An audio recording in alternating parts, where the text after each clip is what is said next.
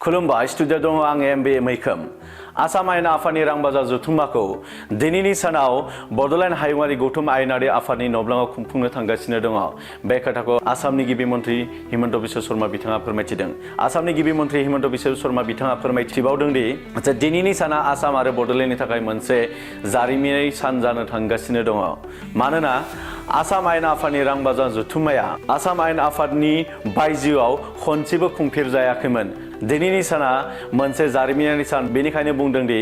जे बड'लेण्ड हायुङारि गौथुम बे गिबि खेबनि थाखाय आसाम आयेन आफादनि रां बाजार जथुम्माया जानो थांगासिनो दङ गिबि खेबनि थाखाय आसाम आयेन आफादनि रां बाजार जथुम्माया बड'लेण्ड हायुङारि गौथुम आयेनारि आफादनि नब्लाङाव जानो थांगासिनो दङ बे मोनसे दिनैनि साना आसाम आरो बड'लेण्डनि थाखाय मोनसे गोजोनथाव खौरां आरो जारिमिनारि सान बे खोथाखौ बुंदों आसामनि गिबि मन्थ्रि हिमन्त बिश्व शर्मा बिथाङा आरो आसामनि आयेन आफादनि रां बाजार जथुम्माखौ लानानैनो भारतनि गिबि मन्थ्रि नरेन्द्र मदि बिथां आरो नखर मन्थ्रि अमित शाह बिथाङा गोजोननाय फोरमायथिदों दि दिनैनि सानखौ मोनसे जारिमिनारि सान होननानै बिथांमोना मोनसे टुइटनि गेजेरजों फोरमायथिदों आरो बेखौनो लानानै दिनै आसामनि गिबि मन्थ्रि बिथाङा गोजोननाय फोरमायथिदों बिथाङा फोरमायथिदों दि 1985 इं मायथाइयाव आसामा उदां जानायनिफ्रायनो खनसेबो आसाम आयेननि आफादनि बायजोआव आसाम आयेन आफादनि रां बाजार जथुम्माया खुंफेर जायाखैमोन दिनैनि साना मोनसे जारिमिनारि सान होननानै बिथाङा बुंथिदों मानोना बड'लेण्ड हायुङारि गौथुम आयेनारि आफादा बड'लेण्ड हायुङारि गौथुम आयेनारि आफादनि नब्लाङाव दिनै आसाम आयेन आफादनि रां बाजार जथुम्माया जानो थांगासिनो दङ खौरां बिजिरनि गेजेरजों बिथाङा फोरमायथिबावदों दि जाय जायगायाव बड'फा उपेन्द्रनाथ ब्रह्मआ बड'लेण्डनि थाखाय आन्दोलन खालामदोंमोन आरो बै जायगायाव आसामनि सासेबो गिबि मन्थ्रि बिथांमोना बड'लेण्ड ओनसोलाव उदाङै रायजो नाङै मेल मिटिं खालामनो हायामोन नाथाय दिनैनि सानाव आसाम आयेन आफादनि रां बाजार जथुम्माखौ खुंफुंनो थांगासिनो दङ बे मोनसे गोजोनथाव रादाब आरो जारिमिनारि सान जानो थांगासिनो दं होननानै बिथाङा फोरमायथिदों मानोना 2020 इं मायथाइयाव बिटिआर गोजोन गोरोबथाया जाखांनायनि उनाव प्रमद बर' दैदेननाय इउपिपिएल सरकारा मोनसे गोजोन खौसेथिखौ लाबोनो हादों बड'लेण्ड हालामाव जायनि थाखाय आसाम आयेन आफादनि रां बाजार जथुम्माखौ बड'लेण्ड हायुङारि गौथुम आयेनारि आफादनि नब्लाङाव खुंफुंनो हादों होननानै बिथाङा फोरमायथिदों बे खोथाखौ लानानै बिथाङा फोरमायथिदों दि आसाम आरो भारतनि अनगायैबो गुबुन गुबुन जायगायाव दिनैनि आसाम आयेन आफादनि रां बाजार जथुम्माखौ नुनो मोनगोन होननानै बिथाङा फोरमायथिदों दिनैनि साना जोबोरैनो गोजोनथाव आरो जारिमिनारि सान मानोना आसामनि आयेन आफादनि रां बाजार जथुम्माया बड'लेण्ड हायुङारि गौथुम आयेनारि आफादनि नब्लाङाव जानो थांगासिनो दङ क'क्राझारनि गोजोननि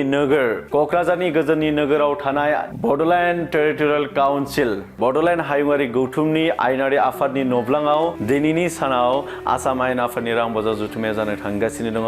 बे मोनसे गोजोनथाव रादाब बेखौ लानानैनो आसामनि गिबि मन्थ्रि बिथाङा गोजोननाय फोरमायदों आरो आसामनि गिबि मन्थ्रि बिथाङा फोरमायथिबावदों दि भारतनि गिबि मन्थ्रि नरेन्द्र मदि आरो अमित शाह बिथांमोना बर'फोरनि थाखाय मोनसे मोजां सान फैगासिनो दं होननानै बिथाङा फोरमायथिदों आरो लोगोसेनो बर'फोरनि थाखाय मोजां खामानि मावनो थाखाय थांखि लादों होननानै बिथाङा फोरमायथिदों नोंथांमोननि गेजेराव मोनसे गोजोनथाव रादाब गिबि मन्थ्रि डक्टर हिमन्त बिश्व शर्मा बिथाङा खौरां बिजिरनि गेजेरजों मा फोरमायथिदों नोंथांमोना नायलांदो मन्त्री अमित शाह डाঙৰীয়া সকলো উৎফুল্লিত হৈ আছে অধিৱেশনখন লৈ কাৰণ অসমৰ ইতিহাসৰ এক যুগান্তকাৰী অসমীয়া হিচাপে এটা চিন্তা কৰক যে যিখন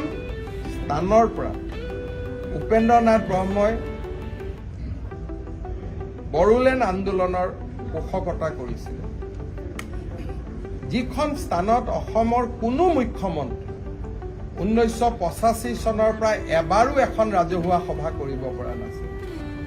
কোনো যাব পৰা নাছিল পুলিচৰ লগত নগলে যোৱাৰ ৰাস্তা নাছিল আজি সেইখন চহৰে অসম বিধানসভা অনুষ্ঠিত কৰিব আৰু স্বাধীনতাৰ পিছত প্ৰথম ইতিহাস হ'ব য'ত বিধানসভা বাহিৰত গৈছে বিধানসভা কেতিয়াও বাহিৰত যোৱা নাই আৰু তাত আমি কি আলোচনা কৰিম ষষ্ঠ অনুসূচীক লৈ 6 শিডিউলক কেনেকৈ আমি ষ্ট্ৰেংথেন কৰিব পাৰোঁ কেনেকৈ জনজাতীয় লোকসকলক অধিক ক্ষমতাৰ আমি হস্তান্তৰ কৰিব পাৰোঁ বড়োলেণ্ডবাসী ৰাইজ আৰু অসমবাসী ৰাইজ আমাৰ সকলোৰে বাবে আমাৰ 85 চনৰ পিছত অসম চুক্তিৰ দিনটো যদি এটা ইতিহাস আছিল আৰু এখন অখণ্ডিত অসমৰ বাৰ্তা অসমৰ ৰাইজে ভাৰতৰ মানুহে দেখা পাব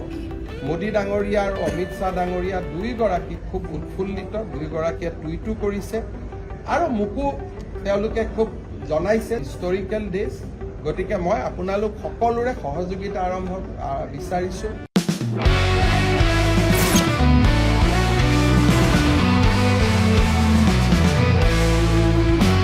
नोंथांनि जिउआव जायखिजाया खामानियावनो हेंथा नुजाथिदों नामा? गोब्राब नाजासेयावबो जिउआव जाफुंसारनायखौ मोननो हायाखै नामा? जुदि नोंथाङा बेफोर बायदि जेंनाफोरजों मोगा-मोगि जानांदोंब्ला बे खेबनिफ्राय जिंगासिनांगौ गैलिया। मुलुग दरबाराव तन्त्र मन्त्रनि थाखाय बयनिख्रुइबो मुंदांखासिन थावनियानो जादों मायां। मायांखौ साधु बिद्यानि रायजो होननानैबो मिथिनाय जायो। बे मायांनिफ्रायनो तान्त्रिकनि सोलोंथाइ लानानै फैदों मुंदांखा रबि कबिराजा। बिथांनिफ्राय नोंथाङा नोंथांनि जिउनि गासिबो रोखोमनि जेंना जेंसिफोरखौ सुस्रांनानै लानो हागोन। बिसि फिसायनि गेजेराव जेंना, गोसो थोनाया गारनानै थाङोब्ला लाबोफिननाय, जुलिनि जेंना, साख्रि मोननो हायै, हा-हु, धोन सम्पथिनि जेंना, बायदि बायदि जेंनानिफ्राय उदां जानो एबा सुस्रांनानै लानो थाखाय नोंथाङा दिनैनो दानो जगाजग खालामनो हागोन रबि कबिराजखौ। रबि कबिराजखौ जगाजग खालामनो थाखाय मबाइल नाम्बार 7099193841 एबा 7086047381 आव कल खालामनो हागोन।